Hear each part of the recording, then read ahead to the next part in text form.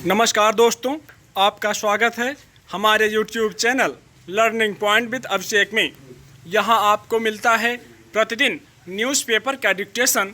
इसलिए अगर आप हमारे चैनल पर पहली बार आए हैं तो चैनल को सब्सक्राइब कीजिए और बेल आइकन प्रेस कीजिए ताकि अगले वीडियो की नोटिफिकेशन आप तक सबसे पहले पहुँचे।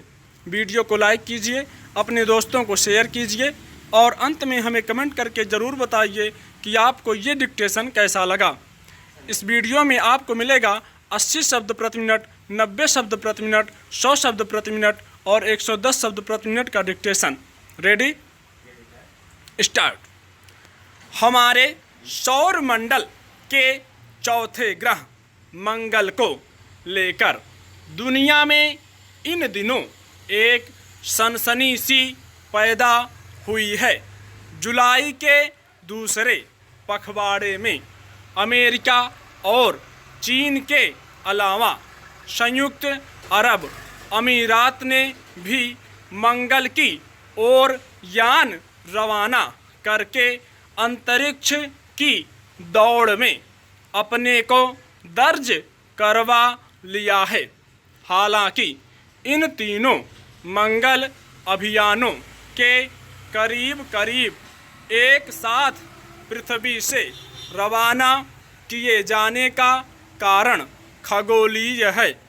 सूर्य की परिक्रमा करते वक्त मंगल और पृथ्वी की बीच की दूरी कभी 9.5 करोड़ किलोमीटर हो जाती है तो कभी यह घटकर 5.5 करोड़ किलोमीटर रह जाती है।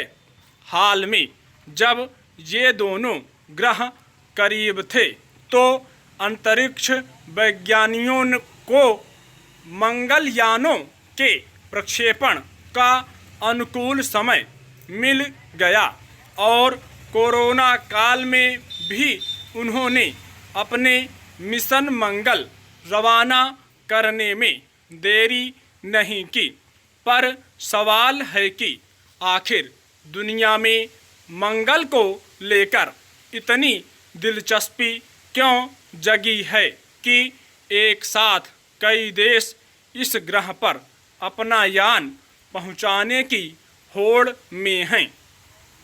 एक आम चर्चा यह है कि दुनिया में कोरोना विषाणु के खतरे के मद्देनज़र वैज्ञानिक इस प्रयास में हैं कि किसी तरह पृथ्वी से बाहर इंसानी बस्तियां बसाने का कोई जुगाड़ हो सके ताकि भविष्य में धरती पर मानव प्रजाति के भविष्य को लेकर कोई संकट या महाविनाश जैसी स्थितियां पैदा होती हैं तो कुछ इंसानों को मंगल के सुरक्षित माहौल में भेज दिया जाए और पृथ्वी पर हालात सुधरने के बाद वे यहाँ वापस आकर जीवन का सिलसिला नए सिरे से शुरू कर सकें।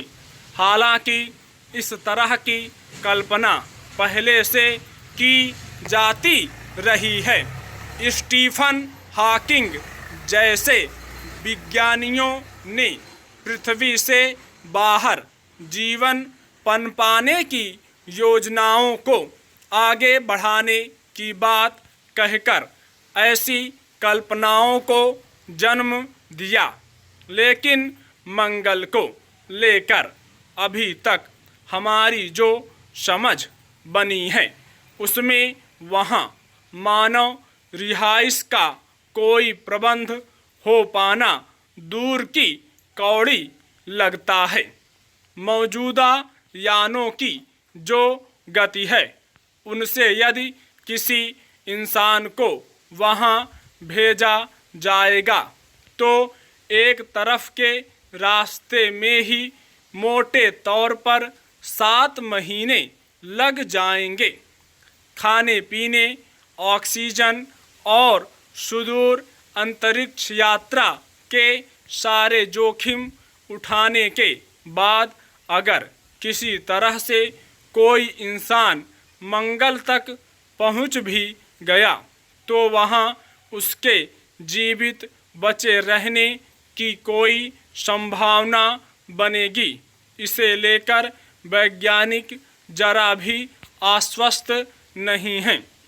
90 शब्द प्रति मिनट डिक्टेशन स्टार्ट। सबसे महत्वपूर्ण तो यह है कि अरब देशों में अंतरिक्ष को लेकर जिज्ञासा जगी है और संयुक्त अरब अमीरात का मंगल अभियान होप ऑर्बिटर उसकी बड़ी मिसाल है।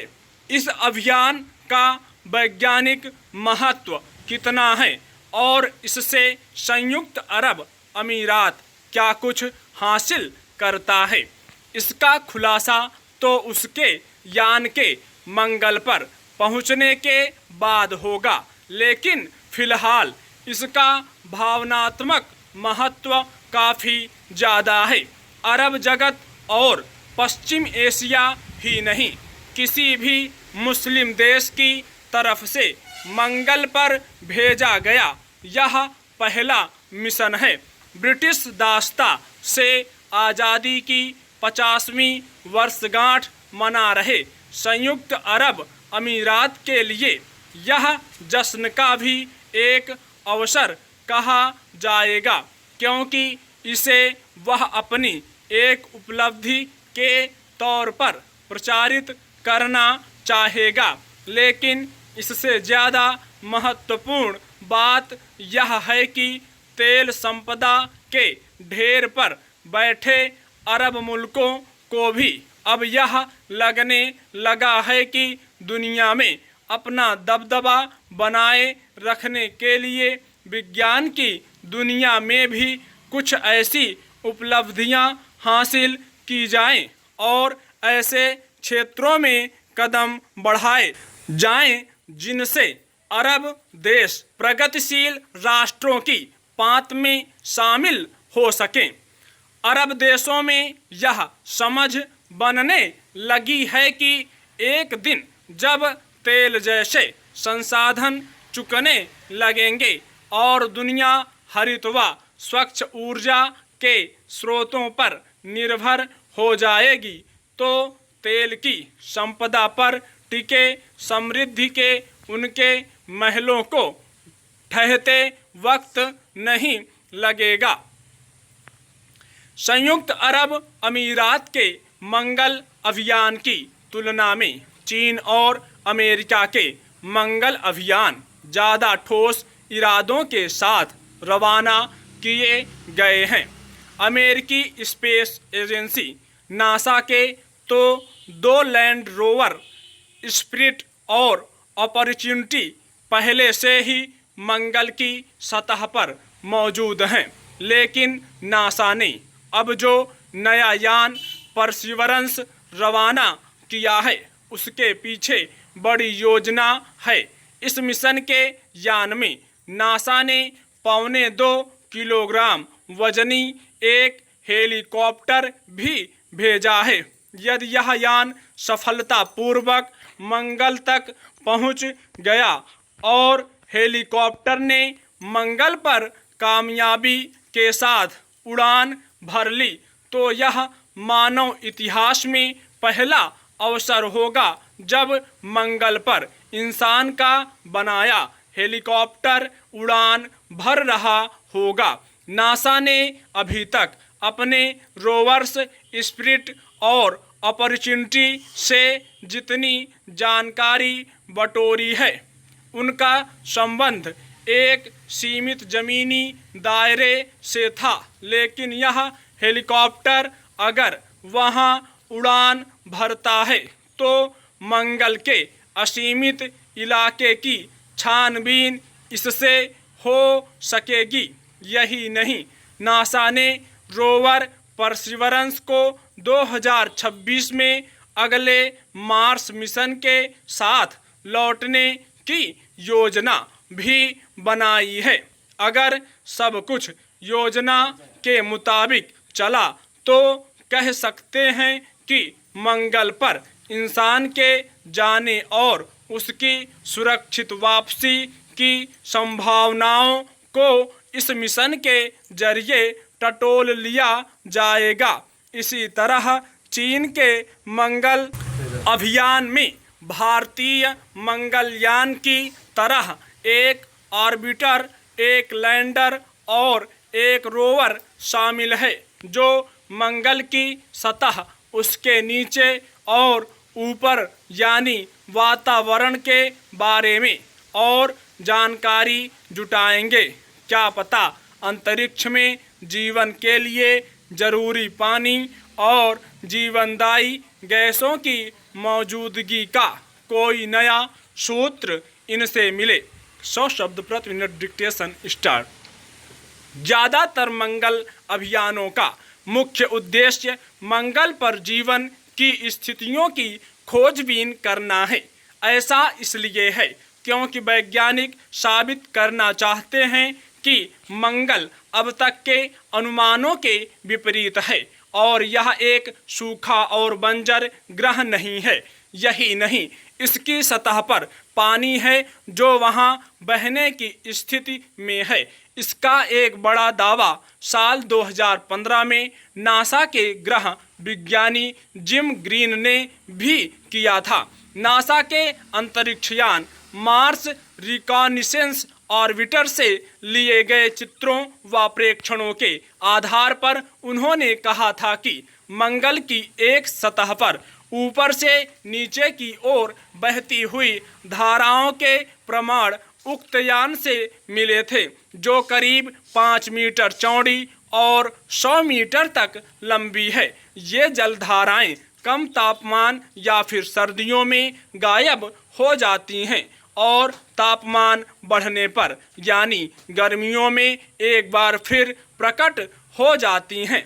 मंगल पर पानी मिलने के बारे में एक विस्तृत शोध पत्र नेचुरल जियोसाइंस नामक जर्नल में प्रकाशित किया गया था, जिसे नेपाली मूल के वैज्ञानिक लुजेंद्र ओझा और उनके सहयोगी वैज्ञानिकों ने लिखा था। इसके बारे में एरिज़ोना विश्वविद्यालय के खगोल वैज्ञानिक अल्फ्रेड मैकइवेन ने कहा कि यह खोज साबित करती है कि मंगल ग्रह के वातावरण में पानी की अहम भूमिका है। 110 शब्द प्रति मिनट डिक्टेशन स्टार्ट। मंगल को इसके ध्रुवों पर जमी बर्फ और गड्ढों में कैद रहस्यों के कारण हमेशा जीवन की संभावना वाला ग्रह माना जाता रहा है। 0 से 130 डिग्री नीचे औसत तापमान वाले मंगल के ध्रुवों पर जमी बर्फ, पानी के बहाव के प्रमाण, गर्मी और लावा का प्रवाह जैसे संकेतों को हमेशा जीवन की निशानी समझा गया। पर सवाल यह है कि क्या इन सबूतों के आधार पर वहाँ कोई जीवन वास्तव में संभव है, बैक्टीरिया के रूप में? मंगल पर जीवन अगर रहा भी है, तब भी सवाल यह है कि क्या ऐसा जीवन हमारे किसी काम का है? इस गुत्थी को सुलझाने की जितनी कोशिश होती है, रहस्य उतना ही गहराता दिखता है। स्टॉप।